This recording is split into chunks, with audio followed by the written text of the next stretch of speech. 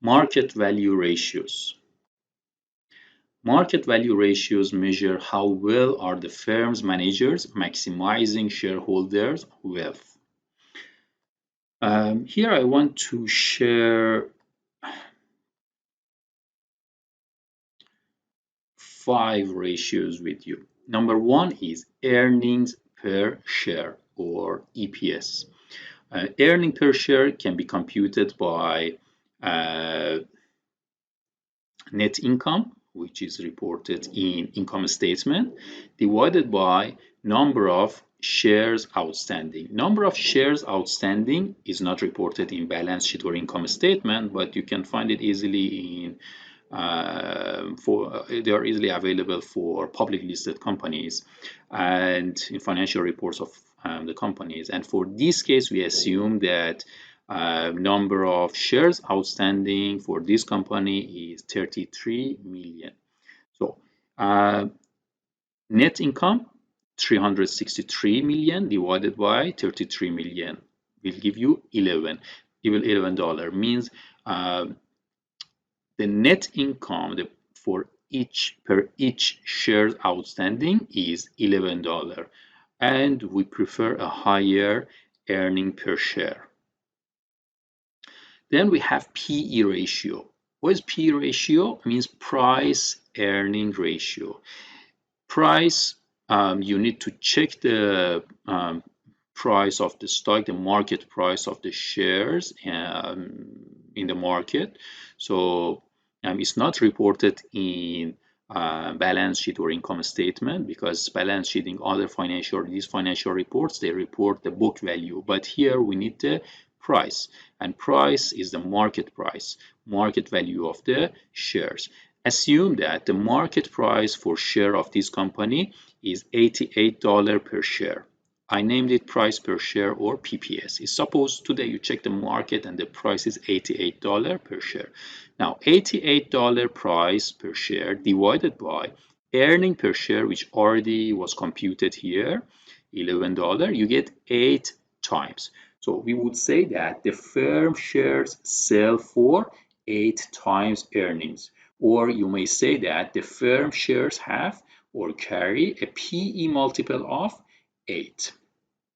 So, because the P ratio measures how much investors are willing to pay per dollar of current earnings, higher P ratios is interpreted as the market expects or predicts a future growth for the company. So this means that let's say investors or the market are willing to pay higher for these companies. So the price P ratio will be higher for companies that the market expects a higher future growth. Okay. Now, let's assume that the company does not have any earning per share this year, or maybe earning per share is very small, right? Then what happens to the P ratio?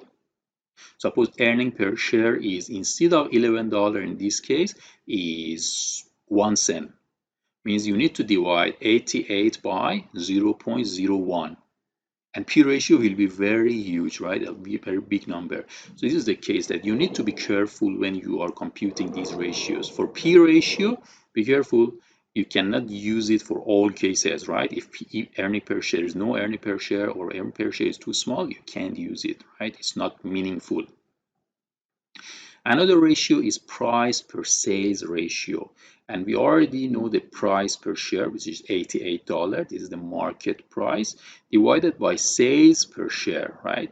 Sales per share here, how much is, what's the amount of sales? Is $2,311 million in sales. We divide it by 33 million shares outstanding, and we get sales per share. So the amount of sales for each share is the denominator, and for price sales ratio we get 1.26 times. This means that for the price per share, for $1 in sales, the price will be 1.26 times. And Market to book ratio. You remember that we discussed this before. The financial statements, they report book value of the assets, means the historical prices, right? So we expect the market value of the assets to be higher than the book value. Otherwise, the company was not successful, right? So how to compute market to book value ratio? We just divide price per share, market value of the market price of the shares divided by their book value per share. How to compute book value per share? We can divide total equity by number of shares outstanding. This means that the book value of equity per each share is $78.5. Now we check the market value of the shares, which is $88.